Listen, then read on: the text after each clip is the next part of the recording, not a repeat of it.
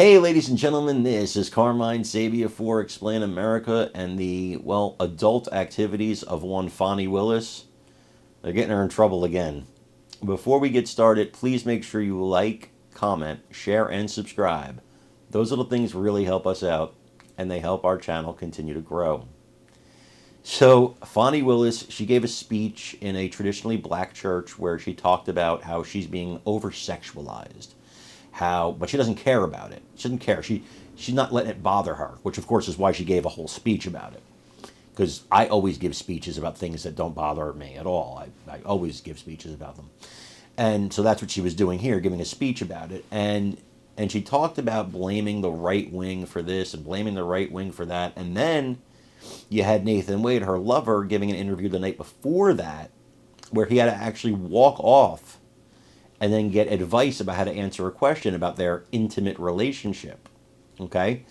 Why? Because they were probably lying on the stand and they don't want to get in trouble for perjury, and Fani Willis is probably about to get removed from this case. So this all just is collapsing around her. And Fox News, well, they did an interesting report about a certain sex toy that, well, it was funny. It was hilarious. I found it hilarious. I want you to watch that a quick report and then let me know what you think in the comments, guys. Screwing things up, just like don't do the interview. Mm-hmm. Jesse, can this relationship be saved? I mean, we're overlooking the fact that they just may be in love with each other. You gotta break up to make up, Greg. Yes. You know what I mean? That's always the best part. I didn't even know it was Fani until like 3 weeks ago. Mm-hmm. That's because you're not listening to me. What?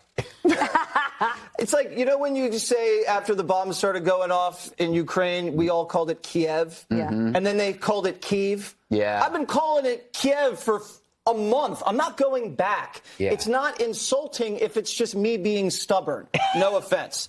Also, this has nothing to do with race.